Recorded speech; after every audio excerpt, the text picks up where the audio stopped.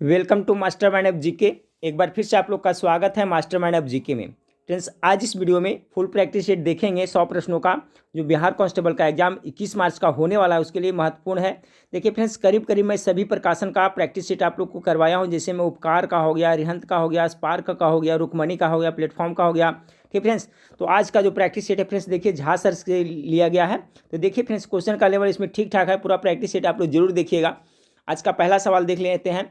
इससे पहले फ्रेंड्स आप लोग को बता दूं कि 8:30 बजे मैं लाइव आता हूं फ्रेंड्स। तो 8:30 बजे लाइव प्रत्येक दिन मैं आता हूं, तो 8:30 बजे आप लोग जरूर जुड़िएगा। स्टडी करते रहे फ्रेंड्स, बेस बनता रहेगा, कहीं ना कहीं आपको मेरिट काम ही देगा। ठीक है। और फ्रेंड्स, 1 घंटा के बाद में आपको आज रात तक 10 बजे तक मैं हिंदी का एक मास्टर वीडियो आप लोग को प्रोवाइड कराऊंगा। जिस टाइप से जो सिलेबस है उसी के अनुसार से नोट्स बना रहा हूँ फ्रेंड्स, और वो मैं आप लोग को प्रोवाइड कराऊंगा। उससे आपको कुछ फ़ायदा जरूर होगा। तो चलिए देख लेते हैं आपका आज का प्रैक्टिस सेट। पहला नंबर सवाल आप लोग के सामने है फ्रेंड्स। वीडियो अच्छा लगे तो लाइक करिएगा फ्रेंड्स, और जो पहली बार चैनल पर आए चैनल को सब्सक्राइब कर बेल आइकन को जरूर दबाइएगा। पहला सवाल देखें, वचन की दृष्टि से कौन सा जोड़ा सही नहीं है? तो इसका जो राइट आंसर होगा फ्रेंड्स, ऑप्शन नंबर डी हो जाएगा। सखी सखियां, ये है जो वचन की दृष्टि से गलत है, क्योंकि सखियां इस तरह से नहीं लिखा जाता है, सखियां इस तरह से लिखा जाता है। ठीक है, इसलिए ऑप्शन नंबर डी है जो आपका गलत हो जाएगा। ठीक है, option number D correct answer होगा। बाकी लता की लताएं, घोड़ा के घोड़े, किताब की किताबें सही है। सवाल नंबर 2 देखें, कराई रेखांकित सर्वनाम का प्रकार चिन्हित करिए। कोई तो होगा जो तुम्हारी सहायता कर सके। तो कोई है जो कैसा सर्वनाम है? तो देखिए, इससे कोई अनिश्चय का बोध हो रहा है। कोई मतलब क्या? अनिश्चय का बोध है, निश्चित का बोध नहीं हो रहा है। ऑप्शन नंबर सी, कोई है जो अनिश्चयवाचक सर्वनाम का उदाहरण है। ऑप्शन नंबर 2 का right answer option number C होगा। ठीक है, 2 का सी। सवाल नंबर 3 देखिए, नीली साड़ी में कौन सा विशेषण है? तो नीली साड़ी देखिए, तो क्या साड़ी का एक गुण बता रहा है, यानी ऑप्शन नंबर सी इसका राइट आंसर होगा। 3 का सी हो जाएगा। अगला सवाल को देखिए, 4 नंबर सवाल, उल्लास शब्द का सही संधि विच्छेद क्या होगा? देखिए, ये सवाल आपको बिहार होमगार्ड में पूछा गया था। ठीक है, होमगार्ड या फॉरेस्ट में ये क्वेश्चन आया था, उल्लास का सही संधि विच्छेद। इसका जो करेक्ट आंसर होगा ऑप्शन नंबर ए होगा, उत जोड़ लास होगा। ठीक है, इस तरह से हलंत लगेगा, उत जोड़ लास। 4 का करेक्ट आंसर ऑप्शन नंबर ए हो जाएगा। सवाल नंबर 5 को देखिए। सवाल नंबर 5 आपका है, जय पराजय में कौन सा समास है? तो इसमें आपका द्वंद्व समास का उदाहरण है। ठीक है, जय पराजय, भाई बहन। ठीक है, जैसे कि भाई और बहन होता है, इस तरह से हाइफन जो लगा रहता है फ्रेंड्स, आपका द्वंद्व समास का उदाहरण है। लोटा डोरी, ये सब है जो सभी द्वंद्व समास का उदाहरण है। तो 5 का करेक्ट आंसर ऑप्शन नंबर ए हो जाएगा। सवाल नंबर 6 को देखें। सवाल नंबर 6 है कि दीर्घायु का विलोम क्या होगा? तो दीर्घायु का क्या हो जाएगा फ्रेंड्स? 6 का राइट आंसर ऑप्शन नंबर अल्प आयु हो जाएगा, बी होगा। सवाल नंबर 7 को देखिए, राजा का पर्यायवाची शब्द नहीं, कौन सा है जो राजा का पर्यायवाची शब्द नहीं है? इसका राय हो जाएगा ऑप्शन नंबर सी। ठीक है, भूप मतलब राजा होता है, नरेश मतलब नृप मतलब होता है, लेकिन राघव मतलब क्या है फ्रेंड्स? आपका राजा नहीं होता है। तो इसका करेक्ट आंसर हो जाएगा ऑप्शन नंबर सी, याद रखिएगा।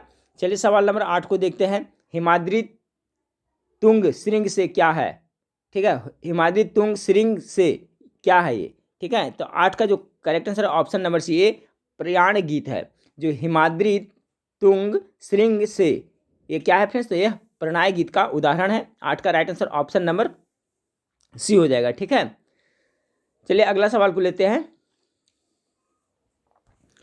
8 नंबर सवाल का right answer option number C हो गया फ्रेंड्स। सवाल नंबर 9 को देखिए। सवाल नंबर 9 आपका है, रामचंद्र शुक्ल की आलोचनात्मक कृति कौन सी है? रामचंद्र शुक्ल की कौन सी है जो कृति है जो आलोचनात्मक है? तो सवाल नंबर 9 का जो करेक्ट आंसर होगा ऑप्शन नंबर सी हो जाएगा। ठीक है, काव्य मीमांसा। काव्य मीमांसा है जो रामचंद्र शुक्ल की आलोचनात्मक कृति है। ऑप्शन नंबर सी 9 का करेक्ट आंसर होगा। अच्छा सवाल है, याद रखिए हिंदी का। अब देखिए यहाँ से इंग्लिश का सवाल दिया है फ्रेंड्स। ठीक है, तो इसको भी देख लेते हैं फटाफट। कर I find out which part of sentence has an error. इसमें कौन सा है जो गलती चुनने के लिए कर रहा है? तो 10 का देखिए कर रहा है, being a rainy day I could not go out. ठीक है, नो एरर। तो देखिए यहाँ बीइंग है, यहाँ पर इट होना चाहिए। ठीक है, यानी पहला में ही आपका एरर है। यहाँ पर क्या होना चाहिए? It being. ठीक है, it being a rainy day. तो यहाँ पर आपका ऑप्शन नंबर ए ही गलत है, इसमें ही फॉल्ट है। ऑप्शन नंबर ए 10 का राइट आंसर होगा। सवाल नंबर 11 को देखिए, he isn't the fastest bowler in the Indian team, isn't he, no error. तो 11 का right answer option number C हो जाएगा। ठीक है, इजेंट ही का प्रयोग यहाँ पर इसमें आपका फॉल्ट है, तो इसका राइट आंसर हो जाएगा ऑप्शन नंबर सी। 11 का करेक्ट आंसर हो जाएगा ऑप्शन नंबर सी, इसमें फॉल्ट है आपका। अगला सवाल 12 नंबर सवाल को देखिए कि choose the correct passive voice. इसका पैसिव वॉइस का रेफरेंस एक्टिव वॉइस में दिया हुआ everyone looked up to him, इसका पैसिव में चेंज करिएगा तो राइट आंसर होगा option number A, he was looked up to by everyone. Option number A इसका राइट आंसर हो जाएगा। सवाल नंबर 13 को देखें। सवाल नंबर 13 आपका है कि select the correct indirect speech. ठीक है, इनडायरेक्ट स्पीच में आपका कह रहा है क्या है, you can phone from my office he said. आपका जो 13 नंबर सवाल का राइट आंसर ऑप्शन नंबर ए हो जाएगा। He said that the could phone from his office. 13 का राइट आंसर ऑप्शन नंबर ए हो जाएगा। सवाल नंबर 14 को देखिए। 14 नंबर सवाल है fill in the blanks. Last year our company made a खालिस्तान of several lakhs of rupees. यहाँ पर क्या हो जाएगा फ्रेंड्स कि last year our company made a profit हो जाएगा। ठीक है, option number made a profit of several lakhs of rupees. 14 का correct answer option number A होगा। सवाल नंबर 15 देखिए, कह रहा है फ्रेंड्स आपका कि एंटोनेम ऑफ द वर्ड, यानी उल्टा शब्द पूछा जा रहा है फ्रेंड्स। तो प्रीडिलिकेशन। ठीक है, प्रीडिलिकेशन मतलब क्या होता है, तो आपको प्रीडिलिकेशन मतलब होता है गहरी पसंद होता है, यानी कि तो इसका करा एंटोनिम तो डिसलाइक हो जाएगा। 15 का right answer option number C. इसे मतलब क्या होता है, तो गहरी पसंद होता है, अच्छा पसंद होता है, तो पसंद इसका क्या हो जाएगा, डिसलाइक, नापसंद हो जाएगा। Option number C 15 correct answer होगा। सवाल नंबर 16 को देखिए फ्रेंड्स कि सिनोनिम ऑफ द वर्ड, यानी समानार्थी शब्द पूछा रहा है जेन्युइन। तो जेन्युइन मत क्या क्या होगा, सिनोनिम ऑथेंटिक हो जाएगा। ठीक है, ऑप्शन नंबर ए इसका राइट आंसर होगा। जेन्युइन मतलब क्या होता है, वास्तविक होता है। ऑथेंटिक मतलब भी क्या होता है, वास्तविक होता है। तो जेन्युइन का सिनोनिम ऑथेंटिक हो जाएगा। चलिए सवाल नंबर 17 को देखिए फ्रेंड्स, कह रहा है कि choose the alternative which best express the meaning of the given item of phrase.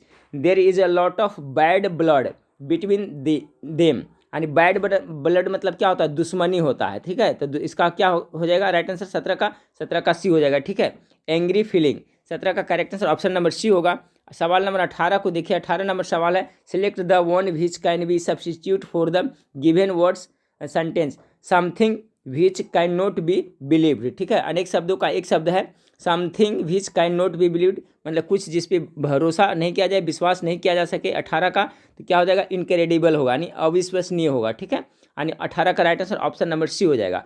Something which can not be believed का मतलब क्या होता है कि जिसपे भरोसा विश्वास ना हो, अविश्वसनीय। तो इनक्रेडिबल मतलब क्या होता है, अविश्वसनीय होता है। ऑप्शन नंबर सी 18 का राइट आंसर होगा। तो हिंदी अंग्रेजी का देखिए इस टाइप का इसमें क्वेश्चन दिया हुआ था फ्रेंड्स प्रैक्टिस सेट में। अब देख लेते हैं जीके जीएस का किस टाइप का प्रश्न है। प्रैक्टिस सेट है फ्रेंड्स, तो कर ले फटाफट।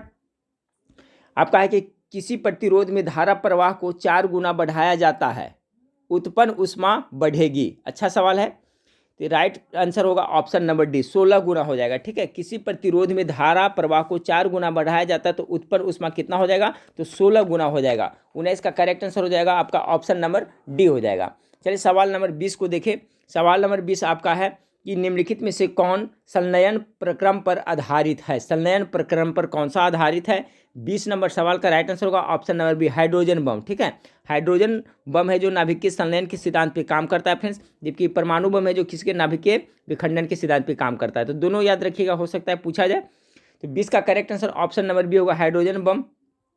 और जो सूर्य पे तारे पे जो फंक्शन होता है फ्रेंड्स नाभिकीय संलयन होता है, याद रखिएगा। और तारे में सबसे अधिक किस गैस की प्रधानता होता है, सूर्य पे किस गैस की प्रधानता सबसे अधिक होता है फ्रेंड्स, तो सबसे ज़्यादा वहाँ पर हाइड्रोजन होता है, ये भी याद रखिएगा। तो 20 नंबर सवाल का correct answer option number B हो गया, हाइड्रोजन बम है जो नाभिकीय संलयन हो गया। सवाल नंबर 21 को देखते हैं। सवाल नंबर 21 आपका किसी बंदूक का प्रतिक्षेप एक उदाहरण है। किसी बंदूक का प्रतिक्षेप उदाहरण है, किसका उदाहरण। अच्छा सवाल है। 21 का करेक्ट आंसर होगा फ्रेंड्स आपका ऑप्शन नंबर सी हो जाएगा, रैखिक संवेग संरक्षण का आपका उदाहरण है। किसी बंदूक का प्रतिक्षेप एक उदाहरण किसका, तो रैखिक संवेग संरक्षण का उदाहरण है। अगला सवाल आपका 22 नंबर सवाल को देखिए। न्यूटन वलय, न्यूटन वलय क्या है इसके बारे में। 22 का राइट आंसर होगा फ्रेंड्स आपका ऑप्शन नंबर डी न्यूटन वलय उत्तल लेंस के स्पर्श बिंदु के चारों ओर पाए जाने वाला रंगीन वलय है। बहुत अच्छा सवाल है फ्रेंड्स, याद रखें। जो न्यूटन वलय होता है क्या होता है, तो ये उत्तल लेंस के सस्पर्श, ठीक है, उत्तल लेंस के सस्पर्श बिंदु के चारों ओर पाए जाने वाला रंगीन वलय है। अगला सवाल आपका फ्रेंड्स 23 नंबर, एमकेएस पद्धति में बल की इकाई क्या होगा। ये भी अच्छा है 23 का। तो इसका राइट आंसर क्या हो जाएगा, आपका न्यूटन हो जाएगा। तो इसका करेक्ट आंसर हो जाएगा फ्रेंड्स आपका ऑप्शन नंबर बी। सवाल नंबर 24 को देखें। 24 नंबर है कि -150 डिग्री सेल्सियस से कम तापमान के उत्पादन नियंत्रण और अनुप्रयोग संबंधी विज्ञान को कहा जाता है। बहुत अच्छा सवाल है। 24 नंबर सवाल का correct answer option number C होगा, क्रायोजेनिक्स कहा जाता है। ठीक है, कि -150 डिग्री सेल्सियस से कम तापमान के उत्पादन नियंत्रण और अनुप्रयोग संबंधी विज्ञान को क्या कहा जाता है, तो क्रायोजेनिक्स कहा जाता है। ऑप्शन नंबर सी इसका करेक्ट आंसर होगा। सवाल नंबर 25 को देखिए। सवाल नंबर 25 आपका फ्रेंड्स की निम्नलिखित यौगिकों को उन के कार्बन बंध की लंबाई के अनुसार बढ़ते क्रम में व्यवस्थित कीजिए। निम्नलिखित यौगिकों को उनके कार्बन बंध की लंबाई के अनुसार बढ़ते क्रम में व्यवस्थित कीजिए। 25 नंबर सवाल का correct answer option number C होगा, इथाइन, उसके बाद इथेन, इथीन, उसके बाद इथेन, यानी 25 का correct answer option number C हो जाएगा। सवाल नंबर 26 को देखिए, ये भी देखिए बहुत इंपॉर्टेंट है, पीवीसी का पूर्ण रूप क्या है। 26 नंबर सवाल का जो आपका करेक्ट आंसर होगा ऑप्शन नंबर सी हो जाएगा, ठीक है। ऑप्शन नंबर सी क्या हो जाएगा, यानी पॉलीविनाइल क्लोराइड। पीवीसी का फुल फॉर्म क्या होता है, तो पॉलीविनाइल क्लोराइड इसका करेक्ट आंसर होगा। याद कर लें, 26 का correct answer option number C होगा। पीवीसी का फुल फॉर्म क्या है, तो पॉलीविनाइल क्लोराइड। सवाल नंबर 27 को देखें। सवाल नंबर 27 आपका बहुप्रयोग प्लास्टिक की पानी की बोतलें खाली स्थान की बनी होती है, जो आपका हम लोग यूज करते हैं फ्रेंड्स, तो किसका बना होता है, बहुप्रयोग प्लास्टिक की पानी की बोतलें। 27 नंबर सवाल का correct answer option number C और पॉलीथीन की बनी होती है, ठीक है। किसका, पॉलीथीन की बनी होती है। बहुप्रयोग प्लास्टिक की पानी की बोतलें पॉलीथीन की बनी होती हैं। 27 नंबर सवाल का राइट आंसर होगा फ्रेंड्स आपका ऑप्शन नंबर सी। 28 नंबर सवाल को देखिए, मधुमक्खी के डंक का इलाज करने के लिए खाली स्थान के घोल का उपयोग किया जाता है। ये भी बहुत अच्छा सवाल है। 28 नंबर सवाल का राइट आंसर होगा फ्रेंड्स बेकिंग सोडा। मधुमक्खी के डंक का इलाज करने के लिए बेकिंग सोडा के घोल का उपयोग किया जाता है। 28 का करेक्ट आंसर ऑप्शन नंबर ए हो जाएगा। सवाल नंबर 29 को देखिए, सोडियम कार्बोनेट का रासायनिक सूत्र है, सोडियम कार्बोनेट का। तो चलिए 29 नंबर सवाल का क्या हो जाएगा, सोडियम कार्बोनेट, जिसे कपड़े धोने का सोडा या धोवन सोडा भी कहा जाता है, याद रखिएगा, ठीक फ्रेंड्स। तो 29 नंबर सवाल का राइट आंसर होगा ऑप्शन नंबर डी, Na2CO3। इसको क्या कहते हैं, सोडियम कार्बोनेट। इसी को हम लोग धवन सोडा या तो धवन सोडा या कपड़े धोना का सोडा कहते हैं। लेकिन अगर सोडियम बाई कार्बोनेट हो जाएगा तो उसे हम लोग क्या कहेंगे फ्रेंड्स, खाने वाला सोडा कहते हैं, ठीक है। याद रखिएगा, ये धवन सोडा होता है, इसका जलीय विलयन कैसा होता है, तो क्षारीय होता है, याद रखिएगा, ठीक है। 29 का correct answer option number D हो गया। सवाल नंबर 30 को देखिए फ्रेंड्स, एक डायमंड में प्रत्येक कार्बन परमाणु खाली स्थान से बंधे होते हैं। देखिए इस टाइप का क्वेश्चन आपको मॉडरेट है पूछा जा सकता है। 30 नंबर सवाल का right answer option number D होगा, 4 अन्य कार्बन परमाणुओं से। एक डायमंड में प्रत्येक कार्बन परमाणु 4 अन्य कार्बन परमाणुओं से बंधे होते हैं। 30 का correct answer option number D हो जाएगा। सवाल नंबर 31 को देखिए फ्रेंड्स, सल्फर का नाम किस भाषा से लिया गया है। 31 का correct answer option number Latin भाषा से लिया गया है। सवाल नंबर 32 को देखिए, 32 नंबर सवाल है, निम्नलिखित में से कौन सी एक गैस रंगहीन एवं गंधहीन नहीं है। तो 32 का जो correct answer option number B, chlorine gas है, जो आपका रंगहीन भी नहीं है और गंधहीन भी नहीं है। बाकी नाइट्रोजन, हाइड्रोजन, ऑक्सीजन ये सभी है जो रंगहीन है और गंधहीन भी है, ठीक है। तो 32 का क्या कर रहा है, निम्नलिखित में से कौन सी एक गैस रंगहीन एवं गंधहीन नहीं है, तो क्लोरीन करेक्ट आंसर होगा, 32 का बी हो जाएगा। सवाल नंबर 33 को देखिए फ्रेंड्स, 33 नंबर सवाल है, इनमें से कौन सा हैलोजन सर्वोत्तम ऑक्सीकारक एजेंट है। ये भी बहुत अच्छा सवाल है। तो सवाल नंबर 33 का जो करेक्ट आंसर होगा फ्रेंड्स ऑप्शन नंबर ए हो जाएगा, ठीक है। इनमें से कौन सा हैलोजन सर्वोत्तम ऑक्सीकारक एजेंट है, तो फ्लोरीन हो जाएगा, ठीक है फ्रेंड्स, यानी ऑप्शन नंबर ए इसका जो बिल्कुल राइट आंसर हो जाएगा, ठीक है, याद रखिएगा। 33 का राइट आंसर ऑप्शन नंबर ए हो जाएगा। सवाल नंबर 34 को देखिए, कर फ्रेंड्स खाली स्थान में सबसे बड़ा इलेक्ट्रॉन संबंध है किसमें, तो 34 का जो करेक्ट आंसर होगा ऑप्शन नंबर डी, क्लोरीन में, ठीक है। 34 का डी। सवाल नंबर 35 को देखिए, कर रहा है आपका कि आधुनिक आवर्त सारणी में सिलिकॉन, ठीक है, यानी Z = कितना 14 को और खाली स्थान बीच रखा गया है। किसके किसके बीच रखा गया है, 35 नंबर सवाल का आपका correct answer option number B होगा, ठीक है। आपका राइट आंसर इसका हो जाएगा, किसके किसके बीच रखा है फ्रेंड्स, तो ऑप्शन नंबर 20 का बिल्कुल राइट आंसर हो जाएगा 35 नंबर सवाल का।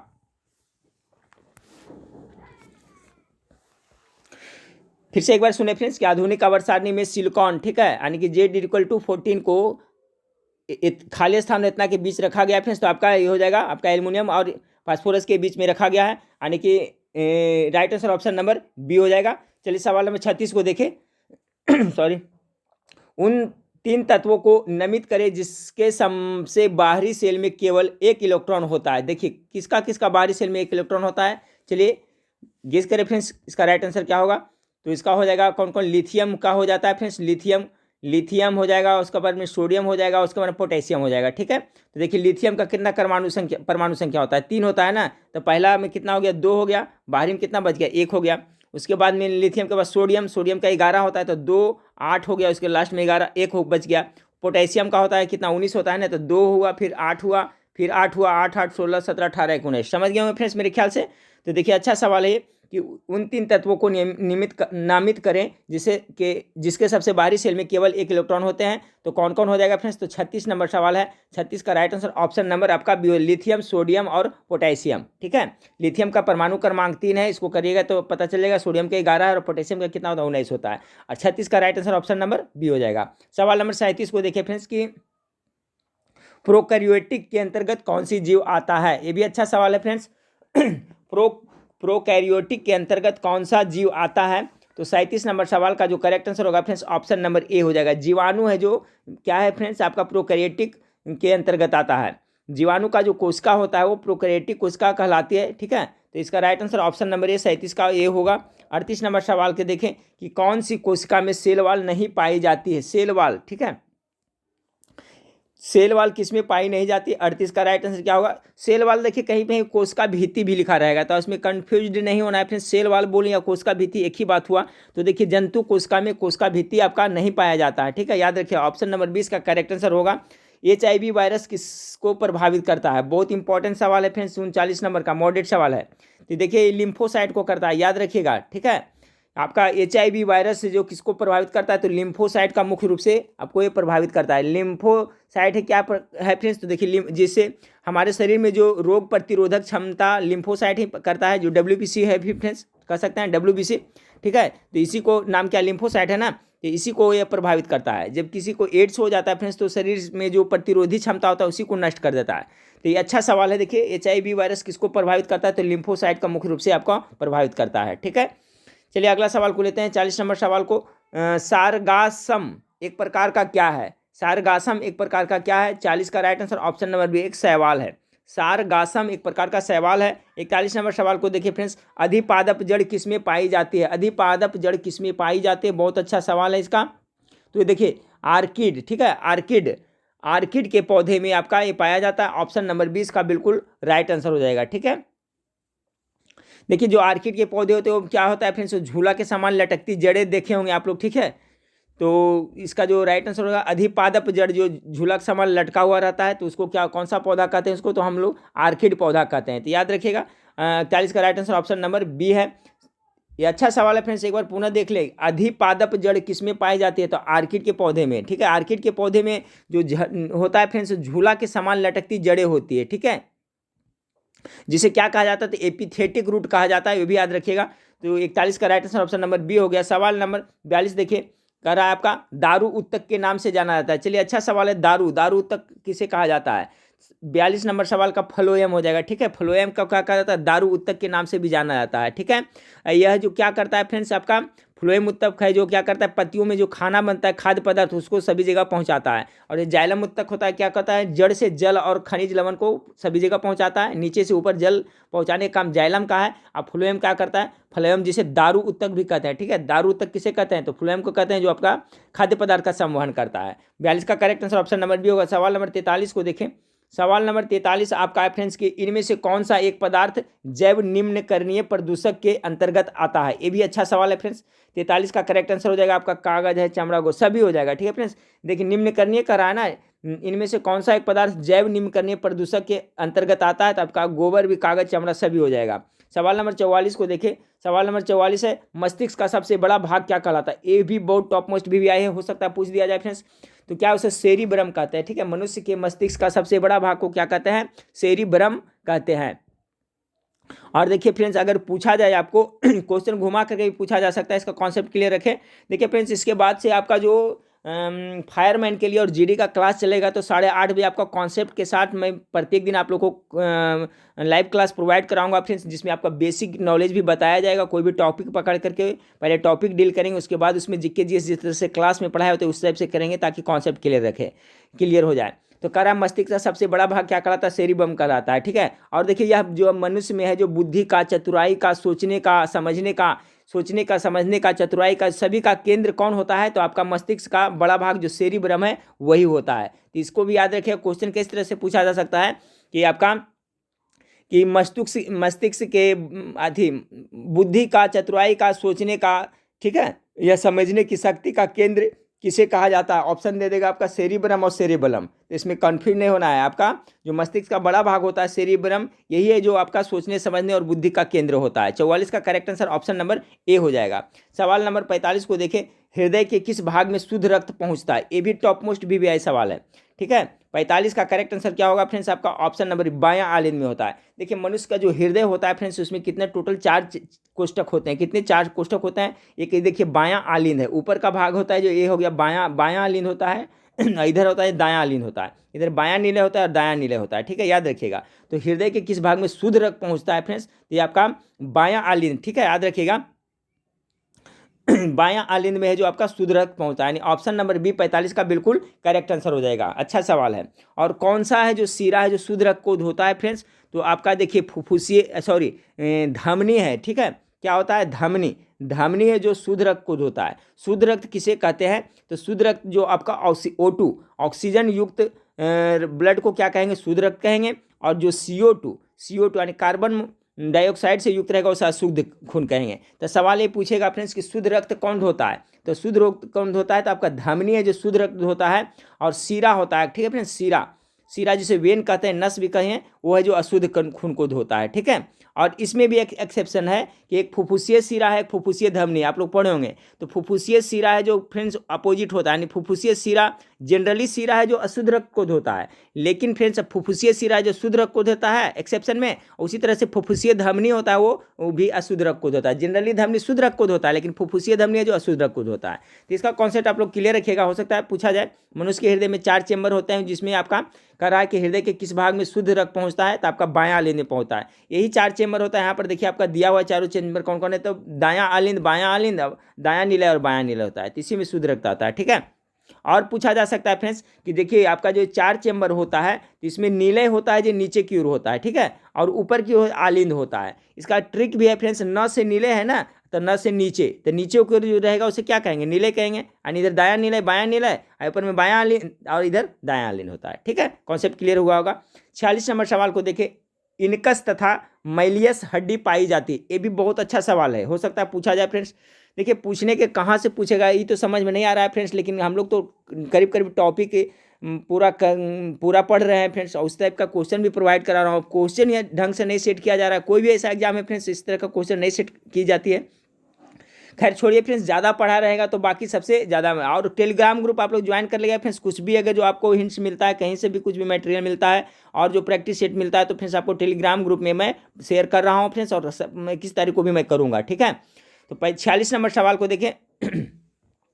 46 नंबर सवाल आपका फ्रेंड्स की इनकस तथा मैलियस हड्डी पाई जाती है। 46 का करेक्ट आंसर ऑप्शन नंबर कान में पाई जाती है। सवाल नंबर 47 को देखें। सवाल नंबर 47 आपका क्या है? सवाल नंबर 47 है कि लैक्टोजेनिक हार्मोन के स्राव में किस ग्रंथि की भूमिका होती है? देखिए ये भी बहुत टॉप मोस्ट VVI सवाल है, ठीक है, हो सकता है पूछा जाए। जो लैक्टोजेनिक हार्मोन होता है उसका स्राव किस ग्रंथि की भूमिका होती है? क्या है फ्रेंड्स? लैक्टोजेनिक के स्राव में किस ग्रंथि की भूमिका होती है? तो सवाल नंबर 47 का correct answer option number Piyush ग्रंथि, ठीक है, पीयूष ग्रंथि की भूमिका होती है। अगला सवाल आपका फ्रेंड्स आपका कि निषेचन की क्रिया कहाँ संपन्न होती है? 48 नंबर का सवाल का राइट आंसर क्या होगा? तो फ्रेंड्स आपका जो निषेचन की क्रिया क्या होता है? फैलोपियन ट्यूब में होता है ना, ठीक है। ऑप्शन नंबर 20 का राइट आंसर, ये भी बहुत बार एग्जाम में पूछा है। निषेचन की क्रिया कहाँ संपन्न होती है? तो फैलोपियन ट्यूब में होती है। 48 का right answer option number B होगा। सवाल नंबर 49 को देखें। ब्रिटिश शासन के दौरान बिहार को एक अलग प्रांत का दर्जा किस वर्ष प्राप्त हुआ था? 49 का जो right answer option number B 1912 ईस्वी में, सभी को पता है फ्रेंड्स। देखिए आपका 21 मार्च को आप लोग को एग्जाम है फ्रेंड्स, और 22 मार्च को क्या है? बिहार स्थापना दिवस है। तो आप लोग हो सकता है वो सवाल तो पक्का पूछा जाए। 22 मार्च को क्या होता है? बिहार स्थापना दिवस मनाया जाता है, और साथ साथ में विश्व जल दिवस भी 22 मार्च को मनाया जाता है, याद रखिएगा। इसके साथ साथ फ्रेंड्स 21 जून को अंतर्राष्ट्रीय योग दिवस मनाया जाता है। तो इसमें से तो एक सवाल पूछा जाना चाहिए पक्का, मेरे ख्याल से फ्रेंड्स सभी को याद होगा, नहीं तो याद रखिएगा 21 जून को अंतर्राष्ट्रीय योग दिवस मनाया जाता है, और 22 मार्च को बिहार स्थापना दिवस, साथ साथ में विश्व जल दिवस मनाया जाता है, ते भी याद रखिएगा। तो देखिए क्या है, ब्रिटिश शासन के दौरान बिहार को एक अलग प्रांत का दर्जा किस वर्ष प्राप्त हुआ? तो 1912 इसका करेक्ट आंसर होगा। 49 का सवाल नंबर 50 को देखिए। 50 नंबर सवाल आपका फ्रेंड्स 12 दिसंबर 1911 को किस ब्रिटिश राजा ने बंगाल से पृथक कर बिहार उड़ीसा सहित प्रांत की गठन की घोषणा की थी? कौन सा राजा किया था फ्रेंड्स? सभी को पता है आपका। तो 50 का correct answer option number C हो जाए, जॉर्ज पंचम ने किया था। 12 दिसंबर 1911 को किस ब्रिटिश राजा ने बंगाल से पृथक कर बिहार उड़ीसा सहित प्रांत की गठन की घोषणा की थी? तो आपका जॉर्ज पंचम ने किया था। 51 नंबर सवाल को देखिए, 50 का 80 हो गया। 51 नंबर सवाल को देखिए, भारतीय राष्ट्रीय कांग्रेस के 21वां अधिवेशन किस स्थान पर हुआ था? 51 नंबर सवाल का। तो ये भारतीय राष्ट्रीय कांग्रेस का 21वां अधिवेशन कहाँ हुआ था फ्रेंड्स आपका? तो इसका राइट आंसर होगा ऑप्शन नंबर डी। कहाँ हुआ था? बनारस में। कब हुआ था फ्रेंड्स? तो 1905 ईस्वी में हुआ था। 1905 ईस्वी में हुआ था, जिसकी अध्यक्षता किसने किया था? गोपाल कृष्ण गोखले ने किया था। ये भी याद रखिएगा, बहुत अच्छा सवाल है कि भारतीय राष्ट्रीय कांग्रेस का 21वां अधिवेशन कहाँ बनारस में हुआ था? कब हुआ था? 1905 में हुआ था। इसकी अध्यक्षता किसने किया था? तो गोपाल कृष्ण गोखले ने किया था। 51 का right answer option number D हो गया। ये प्रैक्टिस सेट कैसा लग रहा है फ्रेंड्स, आप लोग कमेंट करके बताइएगा। अगर ऐसा अच्छा लग रहा है फ्रेंड्स तो इसका 1-2 प्रैक्टिस सेट मैं आप लोग को और करा दूंगा, ठीक है।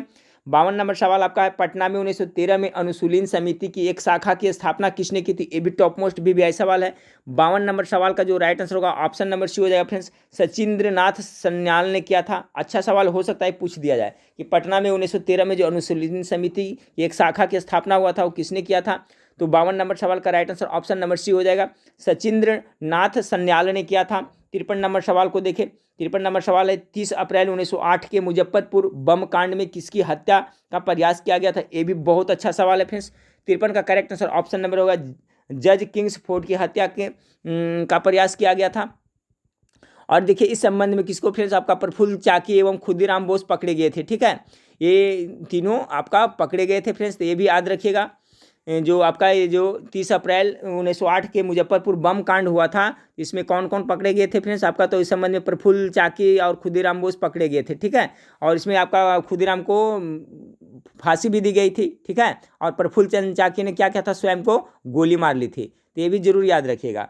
तो इसका कॉन्सेप्ट क्लियर रखिए, किसी तरह से घुमा कर पूछा जाए एक बार पुनः देख लें कि 30 अप्रैल 1908 के मुजफ्फरपुर बम कांड में किसकी हत्या का प्रयास किया गया था? तो जज किंग्सफोर्ड का किसने किया था फ्रेंड्स आपका? तो प्रफुल्ल चंद्र चाकी और खुदीराम बोस ने, जिसमें 19 वर्षीय खुदीराम बोस को फांसी दी गई थी और जो प्रफुल्ल चाकी थे फ्रेंड्स वो स्वयं को गोली मार ली थी। चलिए 54 नंबर सवाल का देखिए फ्रेंड्स, वही क्वेश्चन को देखिए घुमा दिया है। मुजफ्फरपुर बम कांड को अंजाम दिया था, तो किसने दिया था? अभी मैंने बताया ना। 54 का क्या होगा? राइट आंसर आपका ऑप्शन नंबर सी हो जाएगा, खुदीराम बोस एवं प्रफुल्ल चाकी ने दिया था। कब दिया था फ्रेंड्स ये भी याद रखिएगा। तो कब दिया था यहाँ पर देखिए 30 अप्रैल, याद रखें डेट याद रखिएगा, 30 अप्रैल 1908 ईस्वी में। 54 का right answer option number C हो गया, खुदीराम बोस एवं प्रफुल्ल चाकी याद रखिएगा। सवाल नंबर 55 को देखें, बिहार के क्रांतिकारी नेता खुदीराम बोस के वकील कौन थे? 55 का correct answer option number D होगा, कालिदास बसु है जो इनके आपका वकील थे। बिहार के क्रांतिकारी नेता खुदीराम बोस के वकील कौन थे? तो कालिदास बसु। चलिए अगला सवाल 56 नंबर सवाल को देखें, सैयद मुश्ताक अली ट्रॉफी का फाइनल 2019 में कहाँ हुआ?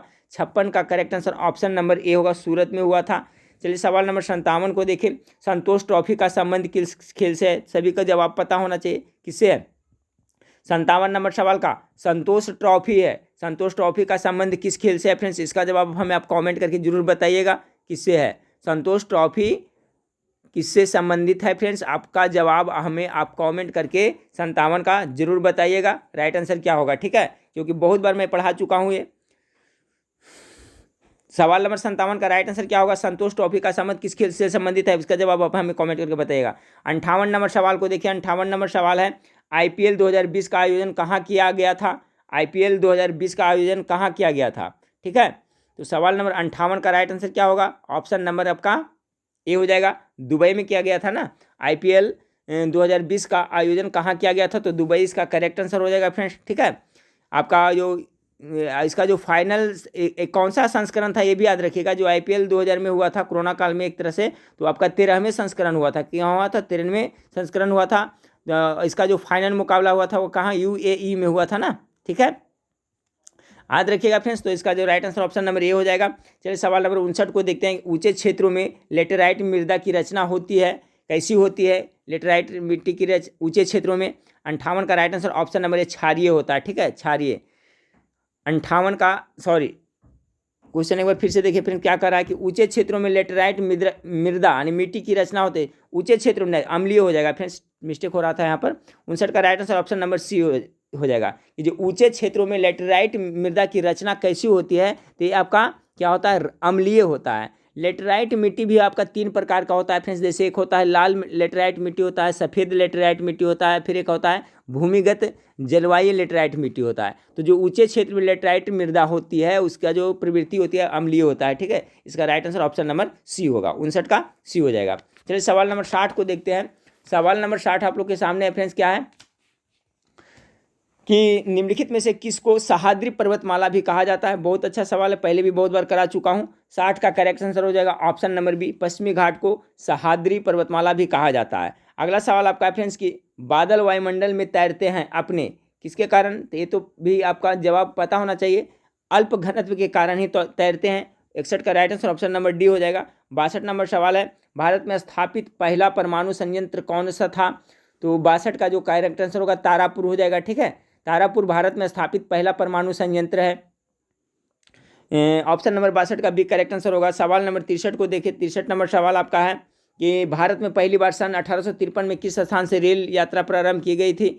तो सवाल नंबर 63 का राइट आंसर क्या होगा फ्रेंड्स। 53 में आपका कहाँ से, तो बी हो गया, मुंबई से हो गया था। सभी को पता है फ्रेंड्स कहाँ, मुंबई से थाने के बीच में चला था ना। और टोटल दूरी कितनी थी, तो दूरी आपका लगता है 34 किलोमीटर, ठीक है। डिस्टेंस कितना था फ्रेंड्स, तो आपका 34 किलोमीटर की डिस्टेंस थी, याद रखिएगा। 1853 ईस्वी में चलाया गया था। चलिए सवाल नंबर 64 को देखें। सुप्रीम कोर्ट के न्यायाधीशों को शपथ कौन दिलाता। अच्छा सवाल है 64 नंबर सवाल। 64 नंबर सवाल का जो करेक्ट आंसर होगा ऑप्शन नंबर सी हो जाएगा, राष्ट्रपति दिलाता है ना। सुप्रीम कोर्ट के यानी सर्वोच्च न्यायालय के न्यायाधीशों को शपथ राष्ट्रपति दिलाता है।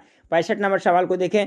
65 नंबर सवाल आपका है, भारत में संविधान दिवस कब मनाया जाता है। बहुत अच्छा सवाल है फ्रेंड्स 65 का। तो देखिए संविधान दिवस भारत में आपका 26 नवंबर को मनाया जाता है। सभी को पता है 26 जनवरी को तो गणतंत्र दिवस मनाया जाता है ना, याद रखिएगा। लेकिन आपका 26 नवंबर को क्या है, भारत में संविधान दिवस मनाया जाता है। क्योंकि फ्रेंड्स भारत का संविधान 26 नवंबर 1949 को बनकर तैयार हुआ था, इसलिए प्रत्येक वर्ष 26 नवंबर को संविधान दिवस मनाया जाता है। राष्ट्रीय मतदाता दिवस कब मनाया जाता है, इसका जवाब मैं आप लोग से कमेंट से करके बताइएगा फ्रेंड्स, ठीक है। एक सवाल पूछ रहा हूँ और कि राष्ट्रीय मतदाता दिवस कब मनाया जाता है बताइएगा, हो सकता है इस सवाल में पूछ दिया जाए। तो ठीक है फ्रेंड्स, इसका जवाब भी हमें कमेंट करके बताइएगा। आप लोग कमेंट में लिखिएगा कि राष्ट्रीय मतदाता दिवस कब मनाया जाता है। चलिए भारत में संविधान दिवस कब मनाया जाता है, तो 26 नवंबर इसका करेक्ट आंसर होगा। सवाल नंबर 66 को देखें। 66 नंबर सवाल है, भारतीय संविधान में मौलिक कर्तव्य कहाँ से लिया गया है। इस सभी का कॉन्सेप्ट आप लोग क्लियर रखिएगा फ्रेंड्स। मौलिक कर्तव्य कहाँ से लिया गया है। 66 का राइट आंसर ऑप्शन नंबर क्या हो जाएगा, रूस के संविधान से। सॉरी। जबकि अगर पूछा जाए फ्रेंड्स आपका मौलिक अधिकार पूछा जाए, मौलिक अधिकार कहाँ से लिया गया है पूछा जाए फ्रेंड्स, तो अमेरिका के संविधान से मौलिक अधिकार लिया गया है, रूस के संविधान से मौलिक कर्तव्य लिया गया है, ठीक है। और ब्रिटिश के संविधान से क्या लिया है फ्रेंड्स, आपका संसदीय प्रणाली ब्रिटिश के संविधान से लिया गया। तो सभी का कॉन्सेप्ट क्लियर रखिएगा। अगला फ्रेंड्स की संविधान की प्रस्तावना की आधारशिला है क्या है, तो 67 का करेक्ट आंसर ऑप्शन नंबर ये होगा, उद्देश्य प्रस्ताव है। संविधान की प्रस्तावना की आधारशिला क्या है, तो उद्देश्य प्रस्ताव है। 68 नंबर सवाल को देखें कि भारत की राज्यसभा के सदस्य का कार्यकाल कितने वर्ष का होता है। 68 का करेक्ट आंसर होगा 6 वर्ष के लिए होता है। राज्यसभा के सदस्य बनने के लिए आयु कितनी चाहिए, कम से कम तो 30 वर्ष होनी चाहिए कम से कम, ठीक है, ये भी याद रखें। अगला सवाल को देखें, पंचायती राज का मध्यवर्ती चरण क्या कहलाता है। बहुत अच्छा सवाल है। 69 नंबर सवाल का हो जाएगा आपका, पंचायत समिति कहलाता है। पंचायती राज का जो मध्यवर्ती चरण होता है पंचायत समिति कहलाता है। 69 नंबर सवाल का right answer option number C होगा। 70 नंबर सवाल को देखिए कि न्यूनतम समर्थन मूल्य MSP की घोषणा सर्वप्रथम कब हुआ था। 70 नंबर सवाल का right answer option number C हो जाएगा आपका 1966, ठीक है। 1966-67 में हुआ था न्यूनतम समर्थन मूल्य की घोषणा, ठीक है। और जो पहली जो हुआ था फ्रेंड्स आपका न्यूनतम समर्थन मूल्य की घोषणा वो किसके लिए, तो गेहूं के लिए किया गया था। कौन सा फसल के लिए, तो गेहूं फसल के लिए किया गया था, ये भी याद रखेगा। तो न्यूनतम समर्थन मूल्य MSP, ठीक है। MSP इसका फुल फॉर्म अगर पूछा जाए फ्रेंड्स तो आप लोग को याद रखिएगा, मिनिमम सपोर्ट प्राइस होता है न्यूनतम समर्थन मूल्य MSP का फुल फॉर्म क्या होता है, मिनिमम एस से सपोर्ट पी से प्राइस। तो जो आपका MS कहें आप MSP कहें फ्रेंड्स, यानी कि मिनिमम सपोर्ट प्राइस या न्यूनतम समर्थन मूल्य, ये कब हुआ था, घोषणा हुआ था फ्रेंड्स आपका हुआ था आपका 1966 में। और सर्वप्रथम किस फसल के लिए फ्रेंड्स, तो फसल भी याद रखिएगा आपका गेहूं के लिए किया गया था। चलिए अच्छा सवाल है। हाँ फिर सवाल नंबर 71 को देखिए। सवाल नंबर 71 आपका है कि बफर स्टॉक का संबंध किस क्षेत्र से है। 71 का राइट आंसर हो जाएगा ऑप्शन नंबर डी, कृषि से है। बफर स्टॉक का परिभाषा क्या है फ्रेंड्स, मैं आप पढ़ देता हूँ फ्रेंड्स, सुन लीजिएगा इसका डिफिनेशन क्या होता है। बफर स्टॉक पर सबसे पहले जाने किससे संबंधित है, तो आपको कृषि से संबंधित है। इसमें क्या होता है बफर स्टॉक में कि केवल गेहूं एवं चावल का एक न्यूनतम सुरक्षित भंडार कायम रखा जाए ताकि वर्ष भर खाद्यान्न की आपूर्ति सार्वजनिक वितरण प्रणाली के माध्यम से हो सके। यही इसका जो किसका डिफिनीशन है, तो आपका बफर स्टॉक का डिफिनीशन है। तो याद रखें इतना मोटा मोटी कि बफर स्टॉक है जो कृषि से संबंधित है। अगला सवाल बहुत ज़्यादा इंपॉर्टेंट, ई चौपाल क्या है, ठीक है, नाम सुनेंगे आप लोग। ई चौपाल क्या है फ्रेंड्स, तो 72 का जो आपका करेक्ट आंसर हो जाएगा ऑप्शन नंबर डी हो जाएगा, ठीक है। 72 का कृषि विपणन का कार्यक्रम है। ई चौपाल है जो क्या, कृषि विपणन का एक कार्यक्रम है। 72 का करेक्शन ऑप्शन नंबर डी हो जाएगा, ठीक है। अगला सवाल आपका है फ्रेंड्स, हाँ फ्रेंड्स, तो सवाल नंबर आप 73 को देखिए। 73 में नैफेड कैसा संस्था है, तो नैफेड जो आपका सहकारी संस्था का उदाहरण है। ऑप्शन नंबर सी इसका राइट आंसर हो जाएगा, नैफेड, ठीक है फ्रेंड्स। नैफेड का फुल फॉर्म देखें तो national agriculture cooperative marketing federation of India limited होता है। इसका राइट आंसर हो जाएगा फ्रेंड्स आपका 73 नंबर सवाल का right answer option number C हो जाएगा, ठीक है। नैफेड कैसा संस्था है, तो सहकारी संस्था है। अब देखिए मैथ का सवाल है फ्रेंड्स, ठीक है, तो मैथ का सवाल छोड़ देते हैं, जीके जीएस को हम लोग देख लेते हैं फ्रेंड्स।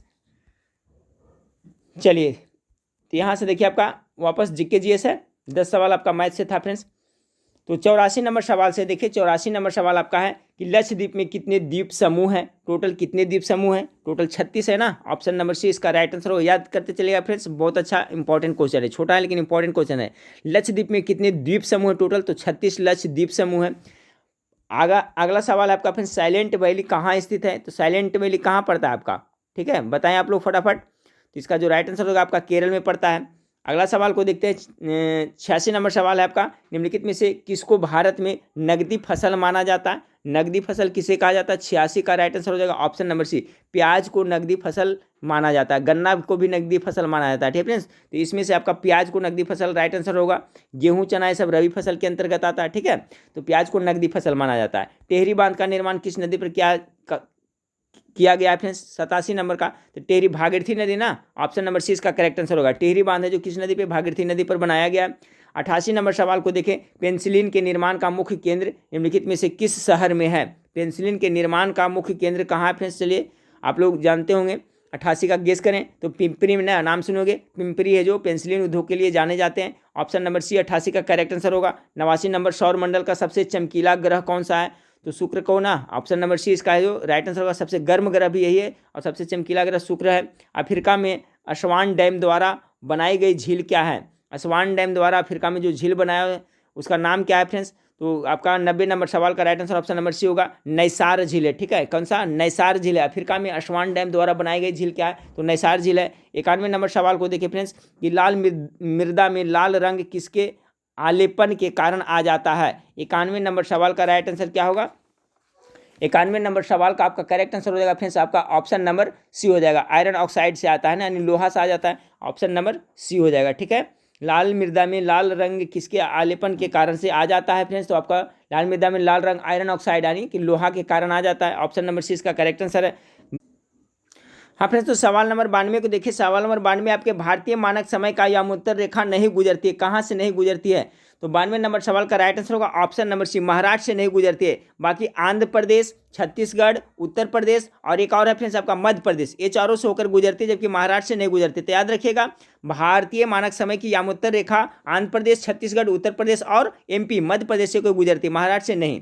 तो 92 का right answer option number C हो गया। सवाल नंबर 93 आपका फ्रेंड्स की एशिया माइनर स्थित बोगज कोई का महत्व इसलिए है। देखिए एशिया माइनर स्थित में जो बोगज कोई है इसका महत्व इसलिए है क्योंकि वहाँ जो अभिलेख प्राप्त हुए हैं उसमें 4 वैदिक देवताओं का जिक्र है, ठीक है, वर्णन मिलता है। इंद्र का, वरुण का, मित्र का, नासत्ती का, ठीक है, नासत्ती का उल्लेख मिलता है। यही कारण है जो आपका इसका महत्व है, ठीक है। तो 93 का right answer option number A होगा। सवाल नंबर 94 को देखिए। 16 महाजन पदों की सूची उपलब्ध है किसमें, तो अंगुत्तर निकाय होगा ना, ऑप्शन नंबर 20 का करेक्ट आंसर होगा। अगला देखिए फ्रेंड्स, एक साइड में आपका संत है, दूसरे साइड में इसका पेशा दिया हुआ है। तो 95 नंबर सवाल का जो राइट आंसर होगा फ्रेंड्स ऑप्शन नंबर बी हो जाएगा, ठीक है। 1 का 3, ठीक है, 1 का 3 यानी नामदेव थे जो दर्जी थे। बी का जो 2 होगा, बी का क्या हो जाएगा फ्रेंड्स, 2 हो जाएगा। बी का 2 होगा यानी कि कबीर थे जो क्या थे, तो आपका जुल्हा थे। सी रैदास या रविदास क्या थे, तो सी का आपका 4 हो गया, यानी कि क्या थे फ्रेंड्स, आपका मोची थे। ऐसे भी रविदास या रविदास मतलब मोची होता है फ्रेंड्स। अब बच गया क्या, सेना। सेना जो कौन थे, तो नाई थे। ठीक है, तो आपका इसका 95 नंबर सवाल का right answer option number B हो जाएगा। चलिए सवाल नंबर 96 को देखिए, स्वामी विवेकानंद का मूल नाम क्या था। चलिए इसका तो सभी को पता होगा फ्रेंड्स, 96 का क्या इनका मूल नाम था, तो ऑप्शन नंबर ए नरेंद्र नाथ दत्त इनका नाम था, स्वामी विवेकानंद का मूल नाम। 97 को देखिए फ्रेंड्स कि मेरठ के विद्रोही सैनिकों ने किस तारीख को दिल्ली पहुंचकर दिल्ली पर अधिकार कर लिया और मुगल सम्राट बहादुर शाह द्वितीय को भारत का सम्राट घोषित कर दिया था। 97 का राइट आंसर होगा फ्रेंड्स ऑप्शन नंबर क्या हो जाएगा, आपका ए हो जाएगा, 11 मई 1857 को। ठीक है, क्योंकि फ्रेंड्स 10 मई याद रखिएगा, 10 मई 1857 को आपका विद्रोह शुरू हुआ था, सिपाही विद्रोह हुआ है जो 10 मई, ये भी डेट याद रखिएगा, 10 मई को शुरू हुआ था फ्रेंड्स। ठीक है, और 11 मई को ऐसा हुआ था, जो क्वेश्चन पूछा जा रहा है कि मेरठ के विद्रोही सैनिकों ने किस तारीख को दिल्ली पहुंचकर दिल्ली पर अधिकार कर लिया और मुगल सम्राट बहादुर शाह द्वितीय को भारत का सम्राट घोषित कर दिया था, तो 11 मई 1857। ऑप्शन नंबर ए इसका राइट आंसर होगा। 98 नंबर सवाल को देखें, 98 नंबर सवाल आपका यहाँ पे फ्रेंड्स